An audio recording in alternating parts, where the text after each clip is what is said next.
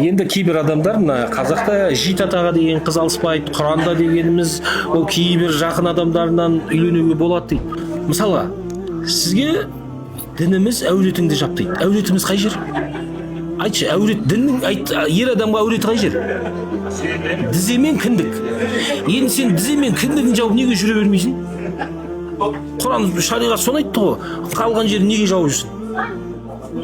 Шариғат айтқан кезде соңғы предел дейді ғой, соңғы несін айтады? Міне осы дейді. Әрі қарай шектеу жоқ саған.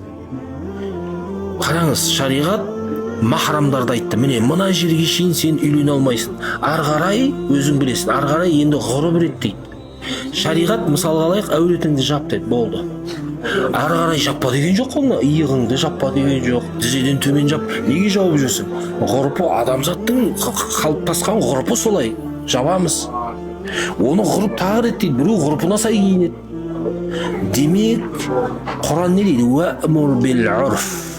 Ғұрыпқа сай бұйыр дейді. Шариғат ең соңғы нүктесін айтады, соңғы нүктесін. Әрі қарай енді ғұрпыңа қарай, қоғамыңа қарай, заманыңа қарай оны реттейсің. Соңғы нүктесі осы. Шариғат рұқсат етті деп, сен кіндігің мен тізеңді жауып жүрмейсің ғой тек қана.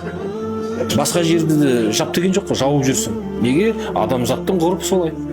Сондықтан кейбір шариғат айтса, ол сондай бір шегін айтады. Әрі қарай ол өзің заманыңа, қоғамыңа қарайсың. Адал ас іш деді. Бірақ әрбір ұлт өзінің ұлттық тағамын жейді. Оны шариғат белгілеп кеткен жоқ қой. Адал болса болды.